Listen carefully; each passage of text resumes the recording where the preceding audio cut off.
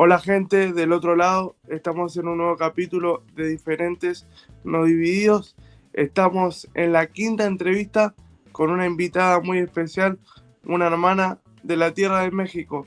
Bienvenida, Jamie. Muchas gracias, Alex. Gracias por la invitación. Gracias por el espacio.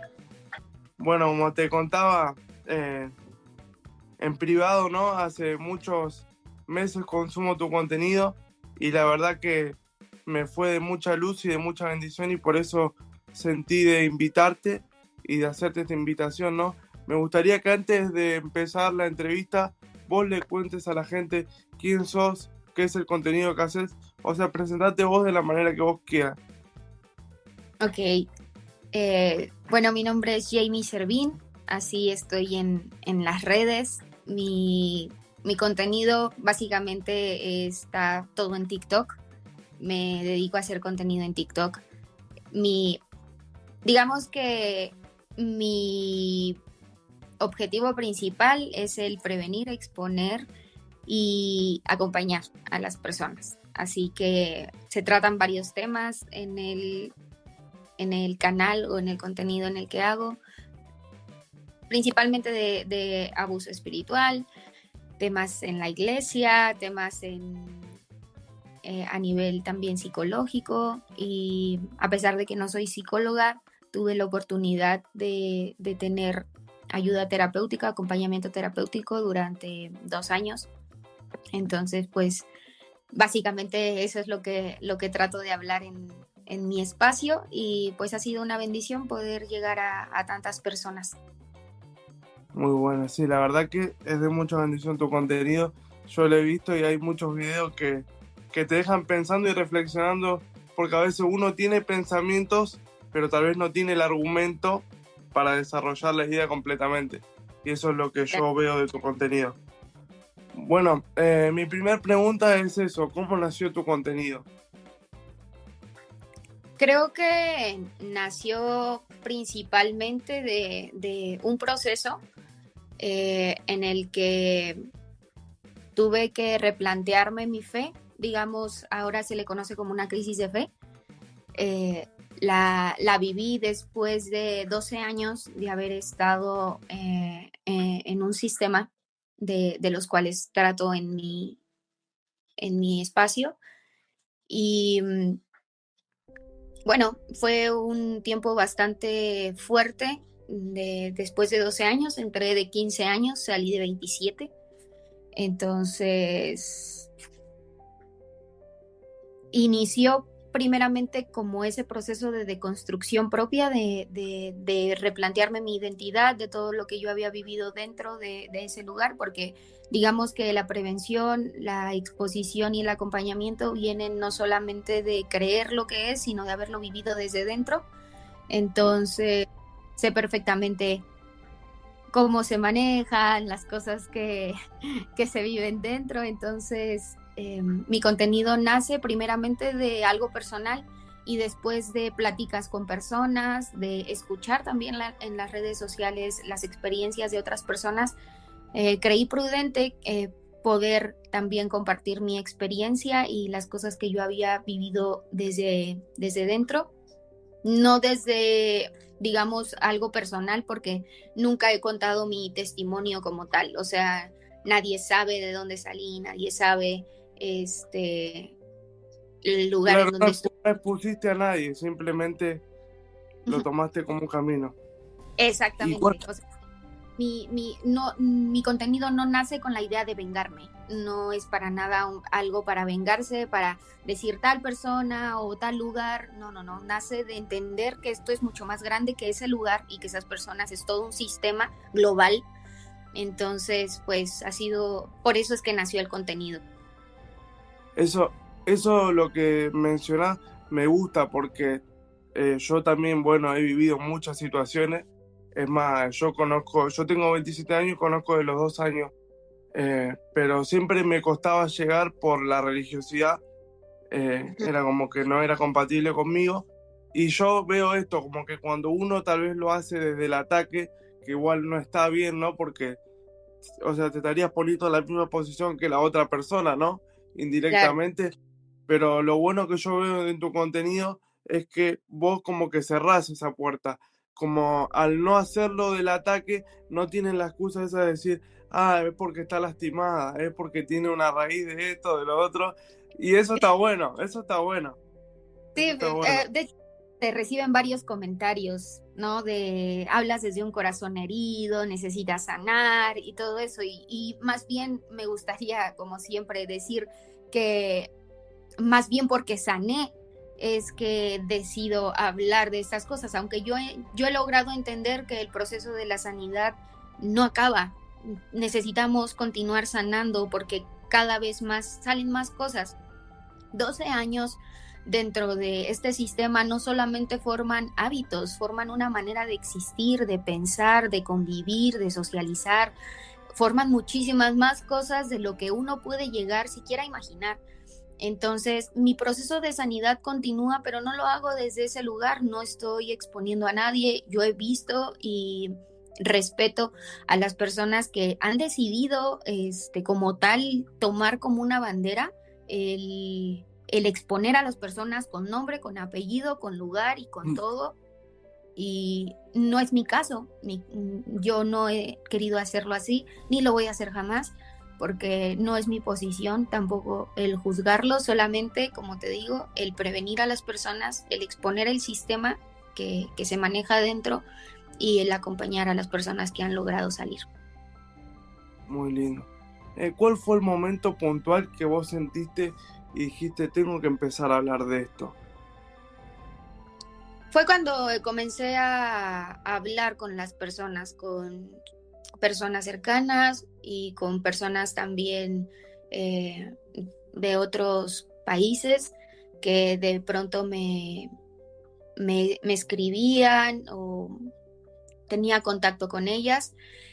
Y fue cuando realmente le di valor a lo que yo estaba viviendo, porque yo pensé que solamente era algo que tenía que quedarse conmigo. Claro, como lo viví y junto con mi esposo, como lo habíamos vivido tan de cerca y durante tanto tiempo, él más que yo, eh, nos aislamos mucho tiempo, Alex, estuvimos mucho tiempo aislados, solos, y yo pasé mi proceso terapéutico, además de otros procesos tanto físicos como emocionales, y fue como pasar ese proceso solos nos hizo replantearnos el poder externarles a otros que sí se puede, que las cosas tienen esperanza, hay una esperanza después del proceso y que aunque las cosas sean un tanto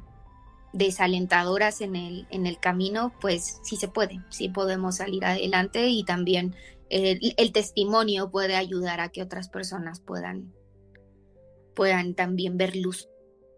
Amén, qué bueno. ¿Vos cuál sentís, digamos, que sería el límite de una persona que por ahí congrega y está en un lugar así, ¿no? ¿Cuáles serían los indicios, los síntomas que dentro de tu percepción, ¿no? Que vos decís, ya acá en este lugar, no, Ok, las red flags de un lugar. sí, Ok, creo que son varias, pero diría que las primeras es el love bombing, cuando te invaden mucho de cariño, mucho de amor, mucho de atención, ese tipo de cosas a veces no son como completamente naturales. Yo creo que el amor es progresivo, la confianza también. Y también ay, perdón, cuando empiezan a tener cierto jurisdicción en cosas que no deberían, como las decisiones personales, el decir quién sí, quién no, cómo, la meritocracia también, que de pronto es quien hace más es quien más es más tomado en cuenta. Quien no funciona en este sistema son los que hacen preguntas, los que no están de acuerdo, los que de pronto tienen mucho de decir no puedo, tengo otras prioridades, está mi trabajo, está esto, y Pues esa parte creo que es la más importante, el ver que no se cambie el comportamiento con unos y con otros por cómo pueden, de cuánto dan, cuánto aportan, cuánto funcionan en el sistema. Creo que eso es importante de poder ver. Es verdad, sí, es verdad lo que decís, o sea, para delante de los ojos de Dios somos todos iguales, o sea, Dios ve de la misma manera al que es líder que al que va antes a limpiar la iglesia y demás, y también lo que decís en las decisiones, a mí me pasa, yo al liderar a los jóvenes, tal vez para muchas personas es difícil, pero yo siempre lo veo de la manera de decir, yo les doy herramientas, les comparto mi testimonio, cómo yo lo viví, cómo yo la afronté, mis errores, y yo siempre digo, yo les puedo dar herramientas, pero las decisiones final las tienen ellos. Yo no puedo Claro, estar buscando, persiguiendo, viendo si están, no están, no, porque ese no es mi trabajo es guiarlo a y nada más. O sea, y eso. O sea, yo también prefiero a veces como que se me vea como un amigo. No es que me pesa el título, pero es como que siento que no cambia en nada. Lo que hace eso es la función que uno cumple, ¿no? Que somos herramientas en la mano de Dios, nada más, pero después somos todos iguales. Yo siempre lo veo así. sí, sí, sí, totalmente. Creo que entender que solo somos parte de un cuerpo, que no somos una cabeza, que no somos, la cabeza es Cristo. Nosotros solamente somos parte del cuerpo y nos apoyamos entre todos para poder funcionar, pero no es por nosotros, no somos la fuente por el cual las personas van a cambiar, no somos el Espíritu Santo tampoco para convencerles, nosotros los guiamos Exactamente. y podemos acompañarles pues en su camino de fe, pero y como dices, ¿no? Compartir de experiencias, nuestros errores, saber qué cosas hicimos, qué cosas no, y platicar y dar un consejo, pero el consejo no es una regla ni es como tal ah, algo que se manejaba de alguna forma, era como lo, no te salió bien porque no hiciste las cosas como yo te dije. Y no es así. La gente incluso haciendo las cosas al pie de la letra puede tener errores porque entonces seguimos en este camino, pero de alguna forma pues solo nos acompañamos, no somos las personas o no somos la fuente por la cual las personas van a tener éxito, ese sigue siendo Dios. Sí, es como algo que mencionaste, me gustó, fue el Espíritu Santo. O sea, ese es el trabajo de él, no el nuestro. El nuestro es llevarlo a, pero yo hace un tiempo atrás leí un libro que se llama El Dios Olvidado, que habla del Espíritu Santo. No sé si alguna vez lo leíste. No, no lo he Eh, leído. y es como que eso también me hizo abrir mucho los ojos en base a eso. Bueno, esta es una pregunta muy de tu contenido. ¿Cuál es la diferencia entre autoridad espiritual y control? Ok, de nuevo, creo que la autoridad es quien te guía, está para apoyarte, para decirte lo que sabe en cuanto a la Biblia y todas esas cosas, pero el control ya es querer vivir tu vida, pues decirte cómo tienes que hacer las cosas, de qué forma las tienes que hacer, cómo criar a tus hijos, cómo llevarte con tu esposo. Conocí, me dijeron en uno de los mensajes que me mandan por privado de un pastor que incluso les decía a sus allegados que para él la parte sexual no era tan importante.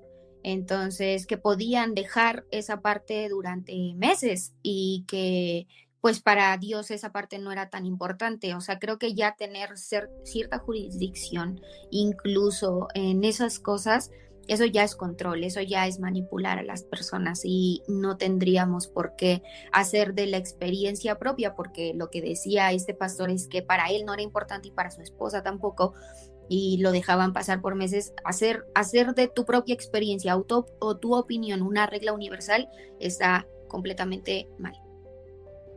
Claro, y yo creo que es una pieza fundamental para que un matrimonio esté bien, porque lo dice la Biblia. O sea, si Ujú. vos agarrás el libro de los cantares, creo que es, O sea, Obvio. Sí.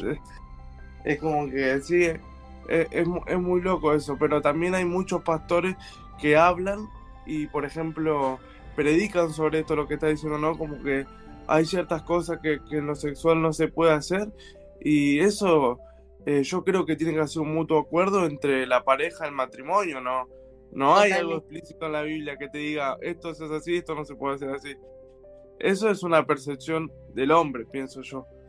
Sí, sí, totalmente. Bueno, y como esas cosas, hablando de ese tema, pero pueden ser muchas otras. Ha habido como tal un acuerdo no dicho entre cristianos respecto a los tatuajes, respecto a los piercing, respecto a muchísimas cosas que no están explícitas en la Biblia y que se ha tomado ciertos textos. Y me encanta cuando me dicen de Levíticos y me mencionan una ley, pero se les olvidan las otras 200 y tantas de no comer carne, no comer ciertos mariscos, de no ponerte ciertas prendas. Todo eso ya se les olvida, pero sí se Claro, acuerdan del tatuaje y de la tinta. Entonces digamos que existen un montón de esos temas que muchas personas hacen una ley universal, pero la Biblia no habla explícitamente de ellas.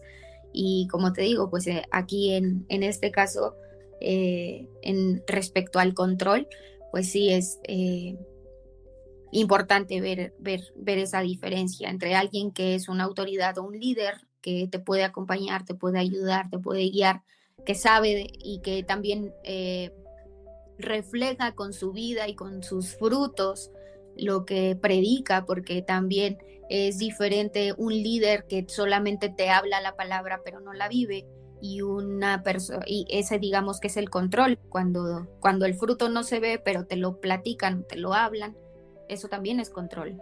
Decirte, no, pues no puedes, no sé, tratar a tus hijos de esta forma o tratar a tu esposa de esta forma y que te lo prediquen ahí enfrente. Eso es parte de su autoridad, de su liderazgo, pero es control cuando tus frutos ya no están evidenciando eso, cuando tus frutos respecto a tu matrimonio, tus hijos y tus servicios son otros, eso ya es control. claro, sería como que las prédicas se vuelven un autotiro para sí mismo. Sí, claro, claro, y sobre todo para quienes te conocen, porque las máscaras no duran mucho tiempo. Eso siempre es importante también de ver. Puede haber gente que tenga talentos y dones para hablar, para verbalizar o para aprenderse la palabra, pero vivirla, eso no se puede enmascarar. Los frutos son visibles para todo el que los quiere ver. Esto lo que me comentás me lleva a algo personal que viví en el último tiempo. No sé si te conté, yo hace unos meses empecé a estudiar Cábala, que es como una raíz hebrea, ¿viste? Y Ujú. bueno, eh, por ahí a la gente cristiana normal, como que ya la alarma la pone como ¿cómo te puedo decir? Como, no sé, como que si yo fuera algo malo, ¿entendés? Y bueno, a Sí. mí justamente me pasó eso, lo que vos contaste al inicio, como que entré en una crisis y dije, pero para, yo predico esto, predico lo otro, pero en mi práctica, en mi vida, ¿no? Además de verlo en otras personas, yo primeramente entré en esa crisis por mí, es decir, che, yo quiero tener este amor del que hablo, esto, pero no lo estoy viviendo. Y bueno, yo he de decirte, mira, yo estoy estudiando hace 2 meses Cábala y el maestro que me tocó a mí, ¿no? Eh, Él se puso en el Cábala 1, en el curso, a voluntariar como un voluntario más de la mesa, siendo el maestro, el marido de la maestra que enseña. Y eso me recontra remil, me pasó esto lo que vos decís, como decir, él pudiendo enaltecerse, se pone como uno más. Y tal vez a veces eso cuesta verlo dentro de las iglesias. Yo digo, ¿cómo estas personas que supuestamente no? Porque decimos que nosotros creemos, o la gran mayoría de los cristianos, una parte piensa que por ahí, no sé, que alguien que es judío no porta el Espíritu Santo, no puede tener el amor de Dios. Y vos decís, ¿cómo yo puedo ver esto de esta persona acá y allá que supuestamente nosotros hablamos en lengua, tenemos el don del Espíritu Santo, no está ese fruto, ¿entendés? Entonces, una de las cosas que también me sirvió de ahí, que yo soy cristiano, mi fe es en Jesús, pero veo muchos frutos de Jesús en ellos, aunque ellos no lo vean a Jesús, ¿entendés? Claro. Entonces yo creo que una parte también es esa, de que cuando ves a una persona que cree diferente en vos como un enemigo o como alerta, como peligro, Ujú. ¿entendés? Como que me cierro porque veo como que vos pensás diferente y eso en mi radar, en mi dogma, me genera un peligro, me genera algo que...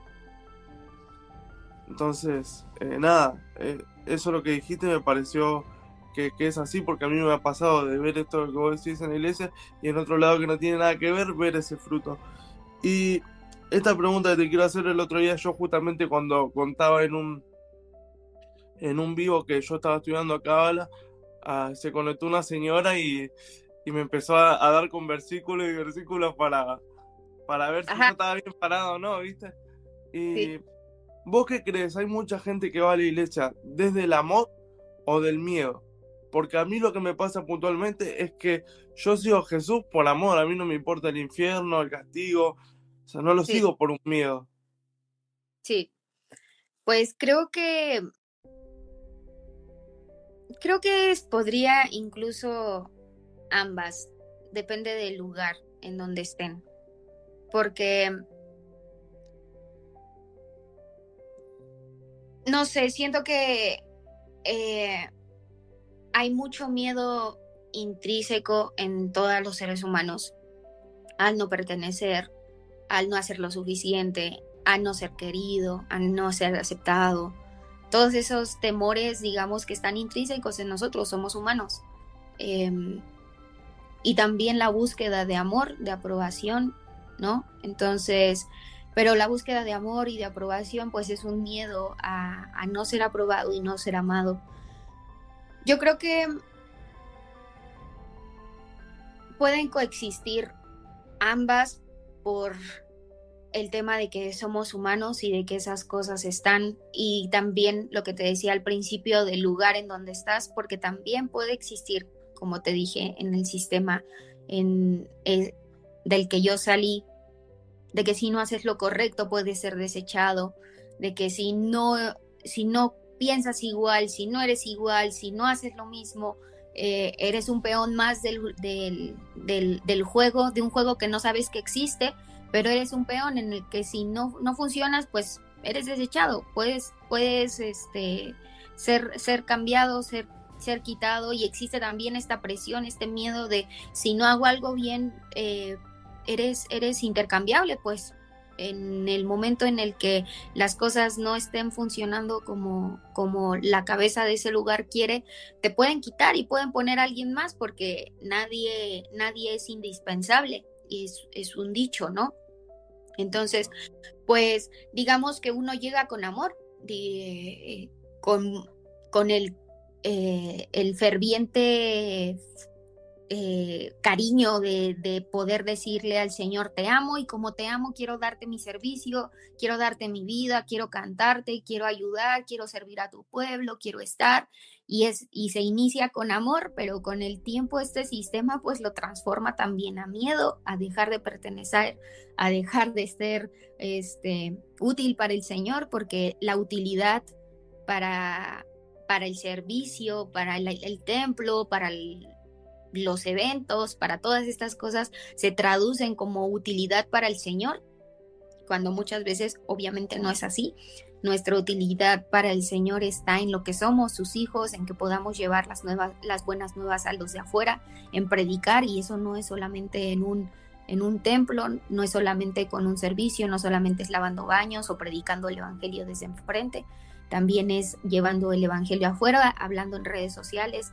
Ese también es un servicio, hacer dentro de un templo y dentro de las cuatro paredes, y eso pues también causa miedo, porque si entonces no eres útil ahí adentro, no eres útil para el Señor, se traduce en esas ideas, ¿no? De si Mm. no soy bueno para servir, o si no llego a esa cúspide o a eso que es como que vas escalando. Se tiene esta mentalidad de escalar, inicias lavando baños y terminas predicando ahí enfrente, ¿no? Y eso obviamente no está bien, porque todos somos importantes dentro del servicio en la iglesia. Es tan importante, como lo decías, el que predica enfrente, como el que lava un baño, el que recibe a las personas cuando llegan, el que coloca las sillas, el que ajusta el audio, el que toca, el que canta.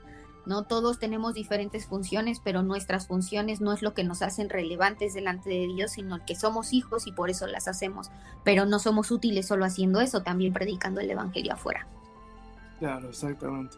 Sí, mucho de lo que compartís lo pienso igual, porque si no es como que el único fin es como que empiezo con esto y el fin es que predico, soy pastor. Y por ahí capaz que Dios tiene otro propósito, como no hace falta que sea arriba de un púlpito. Como decimos, por ejemplo, ahora lo que estamos haciendo ahora, yo, viste, en mi vida soy artista, hago música y encontré una pasión en esto, me gusta, yo lo disfruto, no es que digo, tengo que, es como que me llena poder ser de luz para otras personas que por ahí necesitan escuchar y que tal vez no van a llegar a una iglesia. Yo también el Evangelio lo veo como una invitación, ¿viste? No como una imposición. No sé cómo será en México, pero acá en Argentina cuando se evangeliza se suele ir a las plazas, ¿viste? La gente está ahí tomando mate, los chicos jugando a la pelota. Y yo, como soy realista, digo, yo cuando estuve de ese lado, capaz que yo iba a la plaza a compartir con mi familia y no tenía ganas de que alguien se acerque y me hable. O es como que, vienen estos, los cristianos. Entonces, yo digo, en las redes sociales es diferente porque vos pones un título, abarcás un tema que tal vez a la gente le interesa y ya la gente está entrando porque tiene ganas de ver, porque le dio curiosidad y no es como que lo estás poniendo, porque yo creo que Jesús a los 12 discípulos y más que tuvo, a todos les hizo la invitación, a ninguno le impuso, vos me tenés que seguir porque yo soy Jesús, ¿entendés? Entonces es como darle un refresh a la manera de evangelizar, por así decirlo. Claro. Además que creo que nuestra forma de evangelización tiene que ser también en cómo vivimos, llegar a la gente con la que nos relacionamos principalmente, porque luego llegamos con la gente que ni nos conoce ni saben quiénes somos y les presentamos un evangelio, pero el evangelio no solamente se dice, se modela.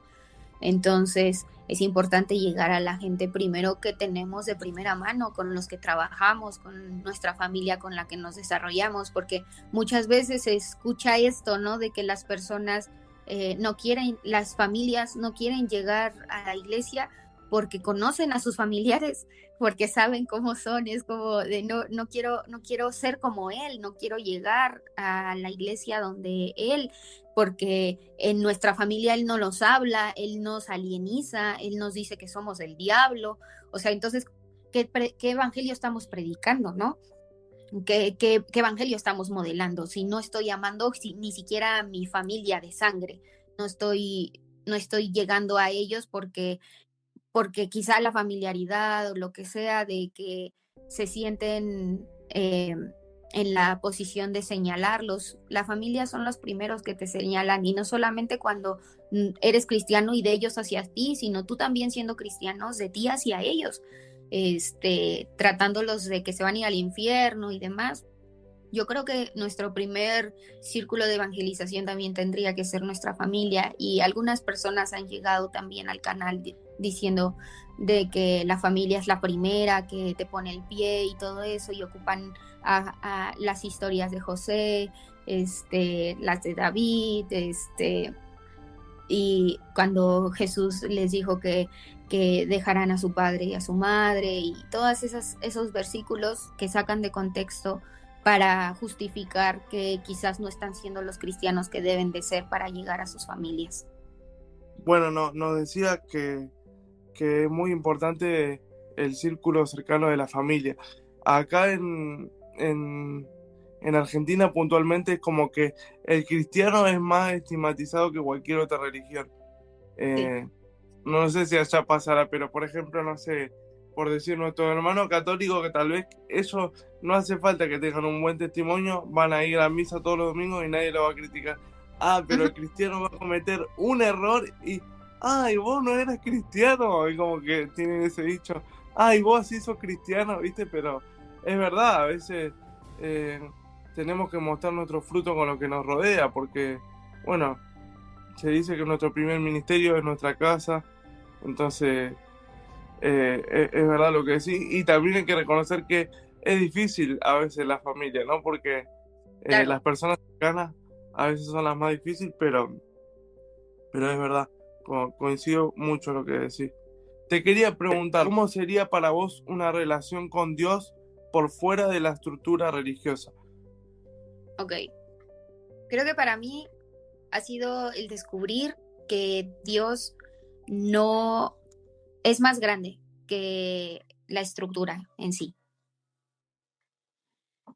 Yo sigo creyendo en el valor de la comunidad, del templo y de todas esas cosas que digamos, en las cuales nosotros nos desarrollamos como cristianos, pero nuestra relación con el Señor es mucho más grande de lo que hacemos dentro de un templo, es mucho más grande de lo que podamos demostrar dentro de una institución. Nuestra relación con Dios o mi relación con Dios ha sido 3 años, ha sido mucho más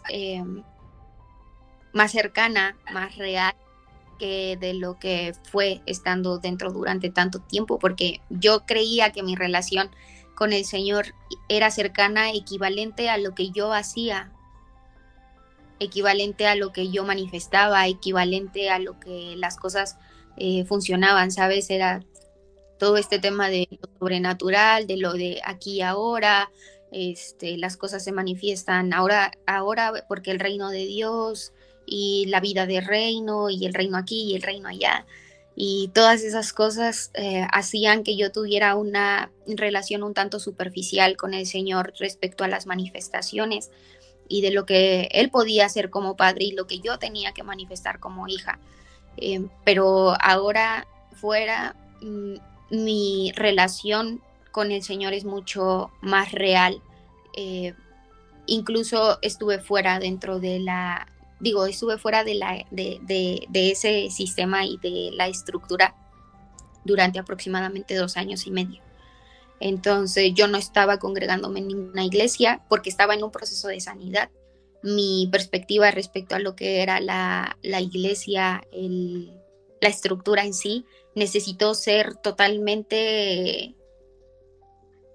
deconstruida y desaprendida para volverla a aprender, para volver a amar a la iglesia por lo que es la iglesia, no solamente la estructura, el templo, lo que yo pueda dar o lo que Dios me pueda dar, sino por lo que ya somos, un padre, una hija que tienen una relación real, cercana, no solamente de palabra y de lo que yo pueda manifestar, sino también lo que ya soy. Entonces ha sido un proceso un tanto, digamos, complejo, pero también muy, muy, muy valioso. Creo que esto se podría traducir como el entresacar lo precioso de lo vil. Creo que el proceso de entresacar es un proceso sumamente intencional de poder buscar, eh, de poder no satanizar las cosas, porque yo para nada nunca he satanizado lo que viví.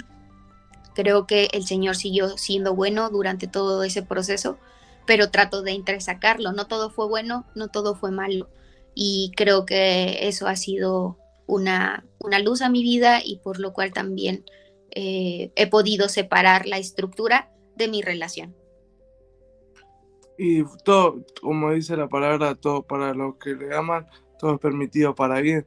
Tal vez si no hubieses vivido lo que viviste, no No, hubiese generado el contenido para tanta gente que lo necesita, ¿no?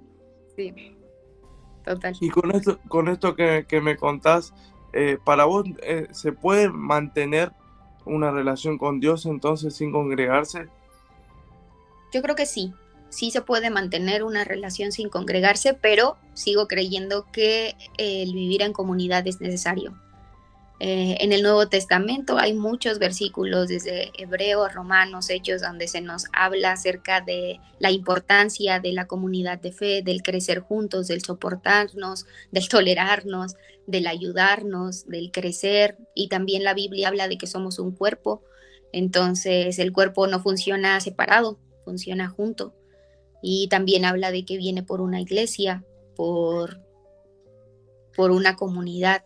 Entonces, creo que es importante el mantenernos unidos en ese sentido por el camino de nuestra fe, no como tal por una relación, porque nuestra relación no se forma en una reunión de domingo, no se forma en una reunión de entre semana o con una relación cercana con los pastores, se forma en una relación de todos los días. Por eso me encanta cuando la Biblia también habla de respecto a la novia a la novia de Cristo. Y Cristo siempre es como una metáfora relacional, una metáfora de matrimonio. Y todos los que estemos casados podemos decir que nuestras relaciones maritales siempre son fortalecidas en nuestra cotidianidad, en lo que nosotros vivimos todos los días, en lo que platicamos, en nuestra relación íntima. Entonces creo que es muy importante que nuestra relación con el Señor sea en esa intimidad cotidiana de todos los días, pero nuestra vida de fe y nuestro fortalecimiento y también nuestro, al ser seres relacionales, es importante relacionarnos con gente que pueda tener también nuestras mismas certezas. Es verdad, el otro día mi maestra decía algo que decía, el amor verdadero no es perfecto, pero se construye continuamente. Hay que Amén, estar sí. todo el tiempo construyéndolo. Esto no lo tenía en las preguntas, pero me intriga saber tu punto de vista. ¿Qué pensás de las profecías y de toda la bola profética que hay en estos últimos tiempos? Ok, ok, yo creo que ha sido sumamente, no sé, es controversial porque ahorita yo creo que ha sido el movimiento profético que ahora se maneja, ha sido causa de vituperio para el Señor, honestamente. El decirle, creer que la profecía es decirle a alguien que por dar tanto dinero va a tener, manipular las emociones en ese sentido, decirles, Dios me está diciendo. Veía a un pastor, no recuerdo cómo se llama, de España, que decía que los profetas contemporáneos de la hora llegan y observan, son muy observadores, ven a las mujeres que llegan sin un esposo, ven a los jóvenes que llegan sin sus familias, a la mujer que llega sin anillo de matrimonio, al hombre que está solo sirviendo. Y claro, haces conjunciones en tu cabeza y dices, ok, esa mujer viene sin su esposo porque todavía no cree en el Señor. Ese joven viene solo porque está peleando por su familia. Ese hombre está sirviendo porque su esposa no está aquí, entonces seguro está peleando solo. Y salen las profecías hablándole a esa persona o a esa mujer y diciéndole, no, el Señor dice que tu familia va a estar aquí. Es como, no sé si, yo creo que sigue existiendo la profecía, pero no como se maneja ahora. Claro, No, no como se ve actualmente. ajá, no creo que sea como se maneja actualmente, creo que sigue siendo el hablar lo que el Señor dice, lo que Él quiere para nosotros, pero no manejarlo como este movimiento mediático y hablando de dinero que se ha manejado últimamente. Claro. Sí, yo bueno, tenemos básicamente la misma opinión. Yo creo en la profecía, pero bueno, la palabra también dice que hay que examinar y probar todos los espíritus. Total. Así que uno que tiene un vínculo con Dios, yo creo que no hace falta que alguien venga y te diga, el Espíritu Santo te va a dar a discernimiento cuando algo viene de él y cuando es digno de dudar, ¿no? Eh, Sí. con respecto a lo que estaba diciendo antes del sistema de la iglesia, te quería preguntar, de todo lo que viviste, ¿qué fue lo que más te costó desprenderte? Porque obvio nosotros todos tenemos un fariseo por dentro que tenemos que ir depurando, o por lo menos eso creo yo, viste, como que siempre vamos sacando algo de lo viejo. Claro, creo que ha sido el descubrir que algunas cosas que yo creía que eran amor, cuidado o cobertura, en realidad tenían mucho más que ver con control, con miedo y con dependencia. Creo que eso ha sido lo más doloroso que me ha tocado como poder, lo que te decía, entresacar, entender que no todo fue amor, eh, no todo fue cariño, no todo fue búsqueda por un bien, sino que servías a, a un beneficio de alguien más y que cuando dejas de funcionar, pues eres desechable. Entonces, eso creo que fue lo que más me dolió, con lo que más tuve que lidiar, y el desaprender básicamente también esa parte de que lo que yo hacía, lo que yo funcionaba y todo eso era incluso más por el miedo, por el control y la dependencia que por el amor, el cuidado o la cobertura que, que se maneja. La cobertura, claro, sí. Si alguien está perdido espiritualmente, ¿por dónde le aconsejarías que empiece? Yo creo que por ser honestos del cómo se ve al Señor, del cuál es la idea que se tiene de Él, eh, qué cosas nos gustan, qué cosas no nos gustan, y saber que quizá el camino va a ser un tanto incómodo y las respuestas no van a llegar de una, ¿no? Pero el proceso, digamos que es lo que nos va a ayudar a comenzar a tener respuestas y demás. Cuando se sale del sistema, o si no han estado nunca en un sistema y apenas están conociendo o se sienten perdidos espiritualmente en ese sentido, creo que es resignificar las cosas vividas, entender que el Señor, a veces creemos que el Señor solamente está en las alegrías, en el gozo, en lo bonito, pero el Señor también está dentro de nuestras tormentas. El Señor camina, me encantaba que alguien decía, Dios no solo es Dios de nuestros montes, también es Dios de nuestros valles. Entonces, Él nos acompaña dentro de esas preguntas. Él no le teme a preguntas, Él no teme por nuestras dudas. A veces se sataniza el que alguien esté perdido o el que alguien esté dudando. Y no es así, el Señor va por los perdidos y también resuelve las dudas de los que están dudando, de los que se encuentran sin dirección. Él también es guía para ellos. Entonces, para nosotros es importante también que el mensaje puedan entenderlo estas personas que se sienten fuera del lugar dentro de la iglesia, ¿no? Que no son completamente aceptados por cómo se ven, por cómo se visten, por cómo piensan, porque quizás están en desacuerdo en muchas cosas.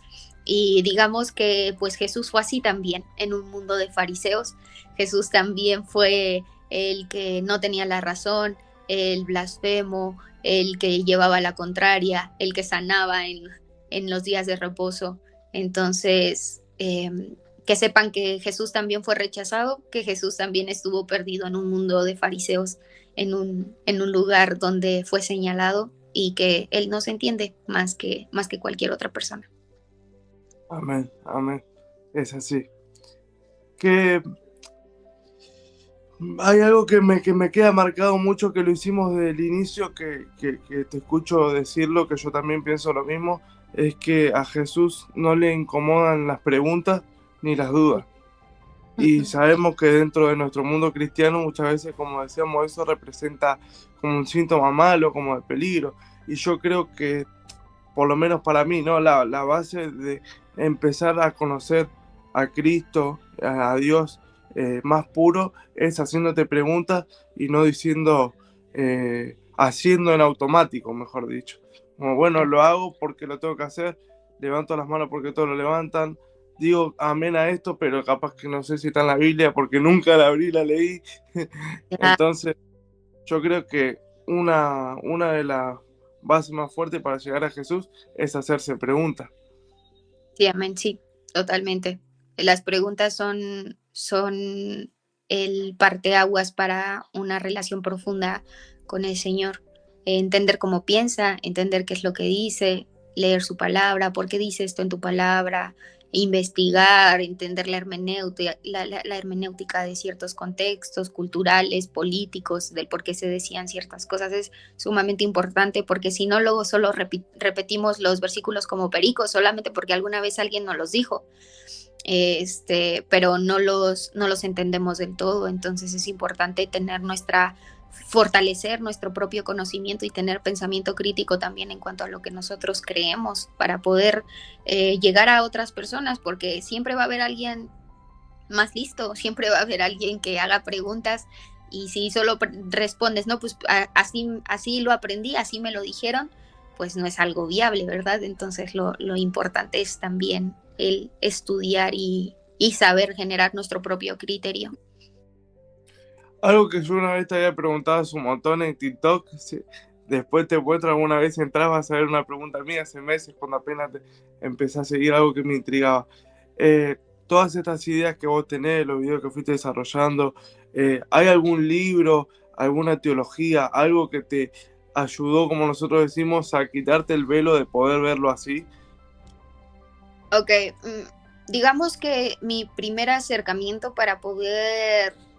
Yo siempre menciono a mi esposo porque él es una persona que estudia mucho, que sabe mucho, y y él fue el que comenzó a darme material para pensar, porque al estar tanto tiempo dentro del sistema, y quiero decirlo sin pena, no es que yo haya sido una víctima del sistema ni nada de eso, yo también fui parte del engranaje, yo también fui de las que escaló hasta llegar a la cúspide, hasta la mesa de la élite.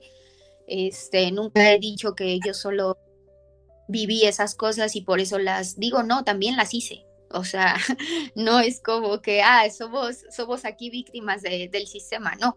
Creo que cuando comencé a darme cuenta de cosas y, y que cosas no hicieran sentido, que comencé a hacerme preguntas, mi esposo fue el primero que me acercó primeramente a la Biblia. Él me sacaba versículos tras versículos y me explicaba, y lo estudiábamos.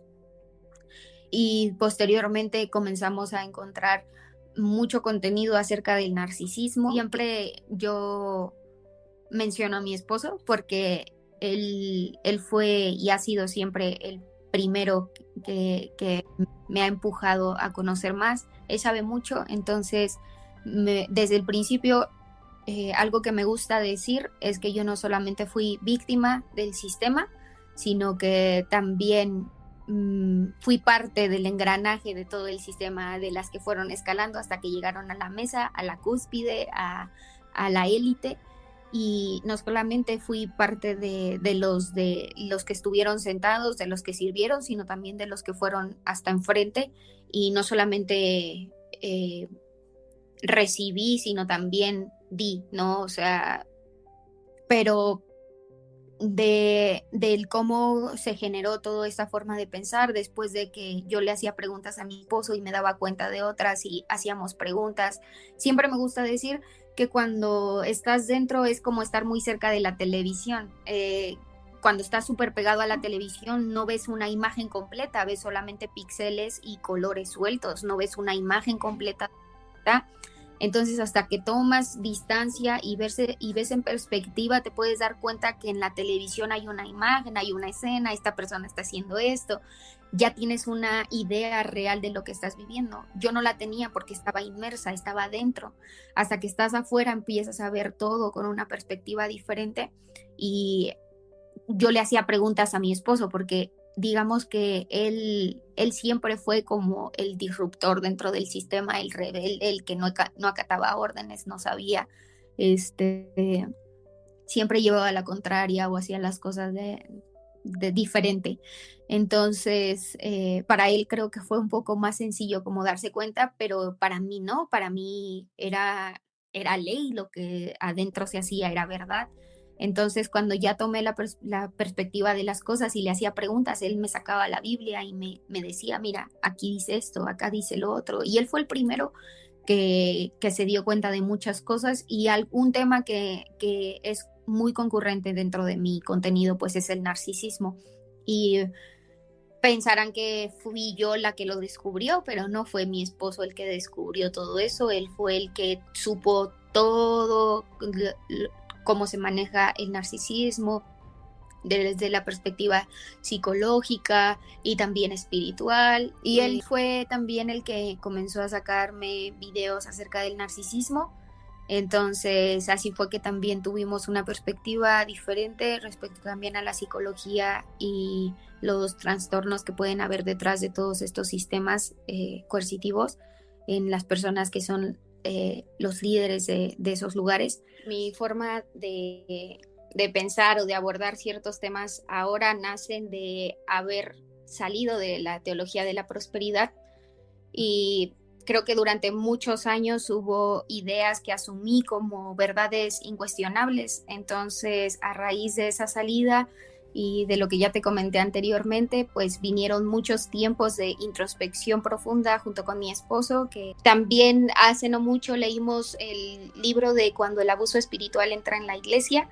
Entonces también fue una brújula y un espejo al mismo tiempo, porque digo, nada de lo que digo en el contenido solamente es de aquí para allá, sino primero es un espejo en el que también nosotros nos vemos, ¿no? Y podemos darnos cuenta de qué forma participamos en ese mismo sistema. Uno de los videos que, ya que mencionaste lo del narcisismo, que vi tuyo que me voló la cabeza fue el que comparás el narcisismo pastoral con Saúl. El narcisismo grandioso, sí.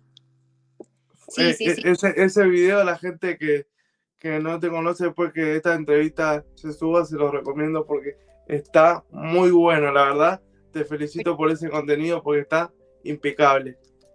No, la verdad es que a veces cuando las personas llegan y me dicen que uso terminología de la psicología y esas cosas que son humanistas, me gusta enseñarles que antes obviamente no existía la psicología y como tal no existían esos términos psicológicos para esos patrones, pero esos patrones en los humanos, esos patrones de pensamiento, de actuar, de la naturaleza caída, vienen plasmados en la Biblia, no solamente con Saúl, sino también cuando en 2 de Timoteo 3 se nos habla del carácter de los hombres en los últimos tiempos, de hombres amadores de sí mismos, avariciosos, fornicarios, y viene toda una lista que básicamente describe al narcisista. Entonces, Saúl fue un narcisista por excelencia y tuvo un final muy trágico. Sí, no sé si viste la serie de La Casa de David, lo plasman muchísimo. Bueno, yo te la recomiendo, a ver que lo plasman exactamente al personaje de Saúl. Y viste que vos dijiste que estuviste 2 años sin congregar hasta que volviste. ¿Qué pasa? Yo te quiero preguntar cómo fue ese encontrar el lugar, ¿no? Porque acá hay mucha gente que seguramente vivió lo que vos viviste. Yo también en alguna parte de mi vida lo he vivido, pero es muy difícil también encontrar un lugar en donde tengan tu forma de ver. Hasta pareciera que es imposible, que no hay, ¿entendés? Uno se siente como que es uno el que está errado y que no va a encontrar un lugar así. ¿Cómo claro. te llegó ese lugar a vos? Ok, mira, nosotros antes de salir tuvimos un cargo, digamos que solamente fue el renombre de pastores en el lugar de donde salimos. Entonces, no nos congregamos durante esos 2 años en un lugar físico, pero seguíamos recibiendo, sobre todo del pastor Andrés Pérez, que es de la parroquia Valencia. Recibíamos mucho de él, seguíamos nosotros consumiendo, estábamos deseosos de poder seguir aprendiendo y de poder seguir formándonos, de no alejarnos, y a pesar de que fue un proceso muy complicado entre nosotros, también mi esposo nos predicaba a mí y a mi hijo y a veces a mis papás también en casa, nos reuníamos en la sala y él nos predicaba. Y así fue durante aproximadamente 1 año más o menos. Entonces, a veces cuando las personas que también salieron de ese lugar nos comentaban que iban a otras iglesias y que había un choque, como pues también de que digamos que las caras cambian, pero el patrón sigue siendo el mismo, ¿no? Entonces, ellos se sentían muy frustrados y nos dijeron que por qué no comenzábamos a transmitir las prédicas de Alex, que también se llama Alex, mi esposo. Entonces, empezábamos a transmitir sus prédicas y lo empezamos a hacer. Ya después fue que abrimos una comunidad. Nosotros decidimos abrir una comunidad. Mi esposo es el pastor. A mí no me, y no nos gusta que nos digan pastores, estamos como un poco, no sé, o sea, no estamos como atados a un título ni que nos digan pastor, pastora, no nos encanta la idea del título. No sé si son traumas o lo que sea, pero con que nos digan Jamie y Alex está bien y estamos contentos así. Nuestra comunidad es chiquita, nos llamamos Comunidad Los del Camino y estamos muy contentos. Así fue como nosotros decidimos abrir nuestra propia comunidad con la visión que ahora tenemos en cuanto al Evangelio y, bueno, sí, cristocéntrico más que nada. Wow, me sorprendiste, no me esperaba eso, no me imaginaba que pastoreaban una iglesia, porque bueno, en tus redes, como vos decís, es verdad, en ningún lugar tenés que sos pastora o una congregación y qué loco, porque yo te había dicho algo al inicio que me pasa a mí con el tema del liderazgo, es como que yo trato de no alimentar al ego, ¿viste? No te voy a negar, como vos dijiste al principio, cuando uno empieza a cometer errores, pero cuando uno se da cuenta de la verdadera importancia y el verdadero objetivo de lo que es como que eso es lo que menos importa, sino que es lo que uno cumple, ¿no? Y yo creo que el nombre también me encanta porque ahora que yo estoy estudiando esto que te conté, veo mucho el ser de luz para otras personas y nada, yo creo que este contenido, tu contenido es de luz también para muchas personas y nada, la verdad, muy lindo, me quedé sorprendido con eso, no me lo esperaba. Está muy bueno. Alarde, en ocasiones hago resúmenes de las prédicas del domingo y es solamente un resumen, vaya, de lo que se predica en el domingo, pero nunca ocupo el título ni decirle a la gente, aunque mucha gente lo usa como para atacarme, de tú ni te congregas, tú ni sabes lo que es ser pastor, y yo como, wow, yo no voy a pelear por eso. Es verdad, y no se lo deben imaginar. ¿Y ustedes son de transmitir sus prédicas? ¿Se pueden ver o no están en ningún lado? Todavía no las transmitimos, pero es es algo que queremos hacer más adelante, igual y poder llegar a las personas. Muchas personas me han dicho que no se congregan, que no han encontrado un lugar, que no quieren volver a congregarse, que les mande el link, que les mande las prédicas y mi respuesta siempre es que busquen, que sí existen lugares, si no bien perfectos, al menos algunos que buscan el ser saludables. Entonces, que busquen, no es como que solo yo y mi esposo seamos la respuesta a sus oraciones, ¿no? Es como busca y de todos modos en algún momento si el Señor nos abre la oportunidad de poder transmitir y compartir lo que hacemos cada domingo, sería una bendición para nosotros también hacerlo. Qué bueno. Sí, a veces la gente por ahí entra en desesperación porque al ver a alguien de otro lado, tal vez de otro país, y que piensa tan parecido a vos, y ahí es donde vos decís, qué loco cómo habla el Espíritu Santo, ¿no? Cómo te trae confirmación. A mí me había pasado puntualmente esto, mira, te voy a contar. Yo estaba de vacaciones en Chile, yo tengo amistad en Chile, no son gente de la iglesia, nada de eso, yo los conocí por mi música. Y un día estábamos ahí en el comedor y el que es mi amigo me carga, che, mirá, vos sos como como el pastor Rocha de acá de Chile, me dice, porque es un pastor que no es religioso. Y me pone una entrevista. Y esta persona es comediante en el país, es conocidísimo, y estuvo en Viña del Mar, ¿verdad? Y cuando yo empiezo a escuchar la entrevista, él tiene una congregación que la hace por Meet y una vez por mes se juntan en un lugar físico todos y digamos como que ponen entre toda la congregación, alquilan un lugar una vez por mes y ahí se juntan físicamente. pero a mí lo que me llamó la atención fue la manera de ver a Jesús que él tenía y cómo él veía las cosas. Y yo me acuerdo que hace unos meses atrás tenía una conversación con mi esposa y ella tal vez me decía, no, fíjate que por ahí estás siendo influenciado, no dejes que el enemigo te juegue con... Y yo me acuerdo que cuando mi amigo me puso la entrevista y empezamos a escucharla, y yo le dije, mira, viste, no me conoce, es de otro país, nunca hablamos, no tiene la remota idea de quién soy, y yo no sabía hace 5 minutos quién era él, y tenemos el mismo pensamiento.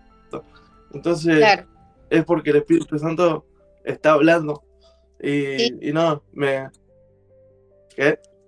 y totalmente sí, así también nos pasa. Nosotros también con el pastor que era de Valencia, bueno, que es de Valencia, si no hubiera sido por sus prédicas y por toda la enseñanza, nosotros también hubiéramos, no sé qué hubiera pasado, pero poder encontrar su contenido y creo que podemos hacer eso por más personas también nosotros.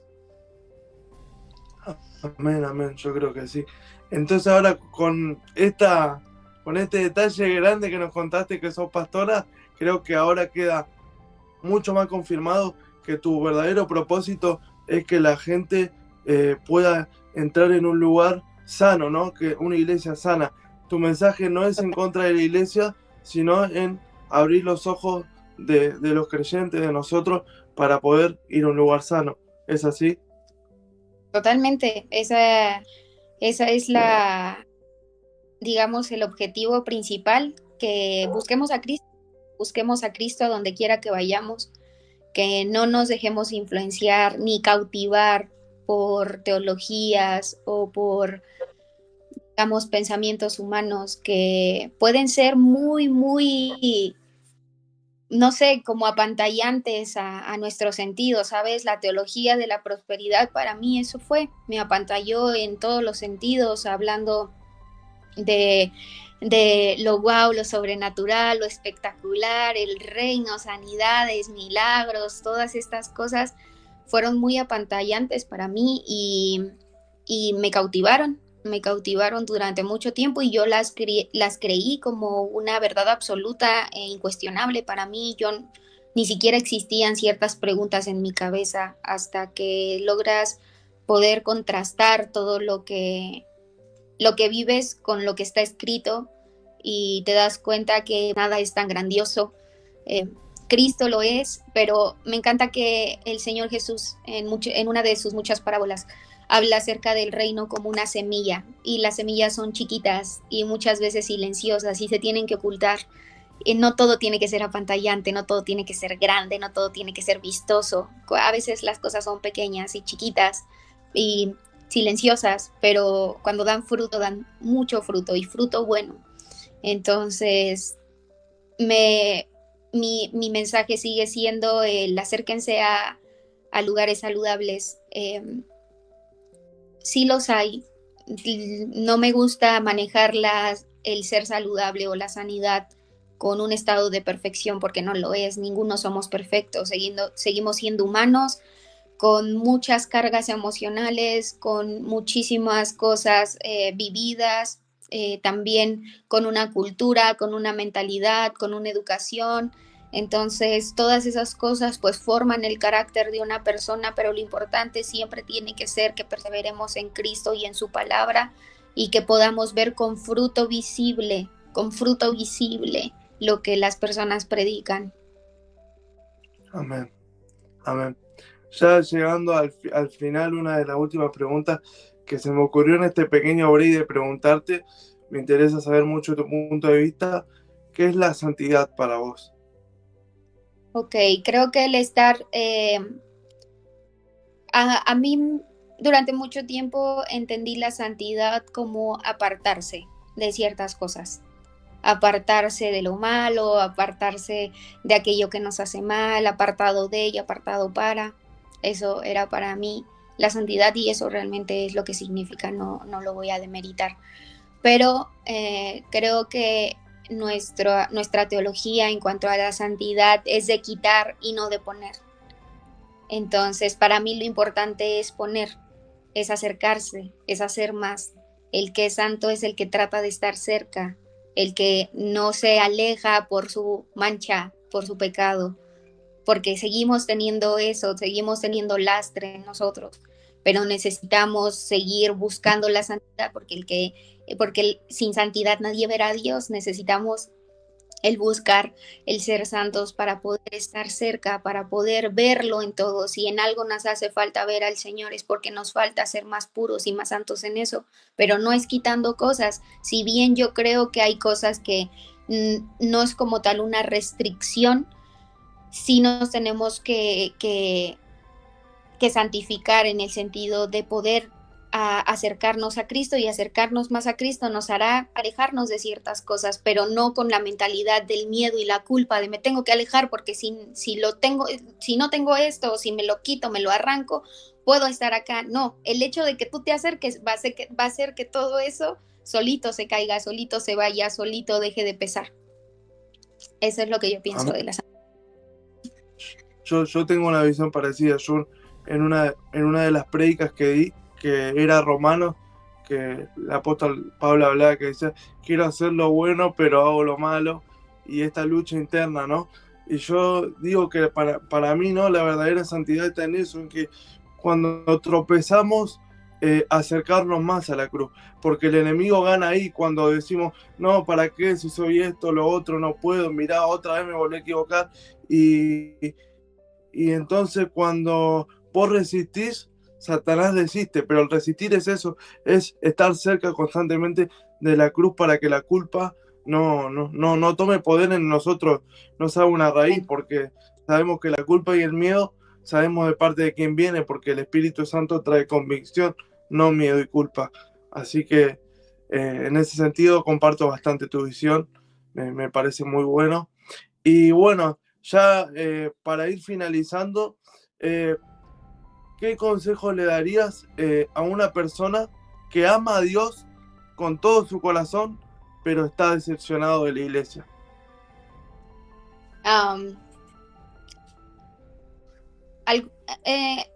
Creo que durante esta semana vi una publicación de alguien que decía, si la iglesia te lastimó, perdónala, como si fuéramos ajenos a la iglesia. Todos somos la iglesia. Todos somos la iglesia. No puedo decir, no, si fue, no veas al hombre, ve a Dios. Todos fuimos partícipes de esa herida. Yo creo que si alguien ha resultado decepcionado de la iglesia, es porque todos en pequeña o grande medida hemos participado de eso. Yo solo quisiera decirte que estudies, que bases tu criterio y tu relación con Dios en algo personal, en algo de tú con Él, que las cosas que viviste dentro pueden no ser la regla de lo que realmente es una iglesia. Busca lo que es realmente una iglesia, estudia respecto a eso, estudia la Biblia que habla acerca en Hechos, en Hebreos, en Romanos, qué dice la Biblia acerca de la iglesia, y si fue el lugar o fueron las personas o fue una estructura o de alguna forma fueron estructuras de pensamiento o un sistema coercitivo, lo que sea que hayas vivido dentro, porque yo puedo entender que ha habido gente que sale de sistemas muy controladores. Esa no es la iglesia. Necesitamos resignificar la palabra iglesia. Necesitamos saber que sí es la iglesia, pero yo siendo parte también de la iglesia, yo te pido disculpas, y si tienes la oportunidad de buscar un lugar saludable, hazlo. Amén. Amén. Siempre la última pregunta es, a pesar de las diferencias, ¿qué es lo que nos une? Dice la palabra de Dios que el amor es el vínculo perfecto. Entonces, a pesar de que seamos diferentes, podemos amarnos a pesar de esas diferencias, porque el amor lo que hace es no buscar que seamos uniformes, sino que busquemos el ser unidos. Amén. Amén. Bueno, Jamie, unas últimas palabras que le quieras dedicar, lo que vos sientas en tu corazón a las personas que van a ver esta hermosa entrevista. Te agradezco mucho este espacio, agradezco la oportunidad de estar aquí. Es la primera vez que me entrevistan. Así que muchísimas gracias por el espacio, gracias a todos por su tiempo. Para mí nunca ha sido algo que doy por hecho el tiempo de las personas. Gracias, gracias por el tiempo que nos dan, gracias por regalarnos de un minuto, de dos, de lo que sea, si la vieron completa, muchísimas gracias. Me gusta decir siempre que estas cosas y las cosas que yo hablo, todo lo que hablé durante la entrevista y todo lo que yo hablo en mi contenido no es algo que nace del victimismo. No he sido víctima de nadie, más bien me hago responsable de lo que yo he vivido, del sistema en el que participé, de las dinámicas en las que participé. No solamente las viví, también las ejecuté y en muchos sentidos yo me he arrepentido, pero también algo que me encanta y que puedo decir con el peso de las palabras y también con la convicción del Espíritu Santo, y que vi en una serie de HBO, de Chernobyl, que se llama, él decía que cada mentira dicha es una deuda con la verdad que tarde o temprano tiene que ser saldada, y por eso es que yo hago mi contenido, porque cada mentira dicha de mi parte es una deuda que tengo eternamente con el Señor y que me dispongo a poder hablar en mi espacio para poder también visibilizarlo, acompañarlo y prevenirlo. Amén. Dios Bueno, los bendiga Jaycee, y gracias. gracias. Muchas gracias por todo, la verdad. Gracias por tu humildad, gracias por responder a mi mensaje cuando te invité. Como te lo dije en privado, también te lo digo acá. Soy muy admirador de lo que haces. Gracias. Considero que es de mucha luz el contenido que haces y gracias por ser voz de aquellos que tal vez no pueden serlo. Y nada, que Dios te siga usando y bendiciendo mucho y nunca dejes de hacer lo que haces porque es de mucha bendición. Muchas gracias. Gracias a ti, Alex. Gracias, gracias por seguirme. Gracias por esta oportunidad también de poder hablar de esta forma. En mi contenido siempre es todo más estructurado, mensajes cortos, pero gracias por la oportunidad de poder hablar de esta forma, darme la oportunidad de hablar de esta forma en tu espacio.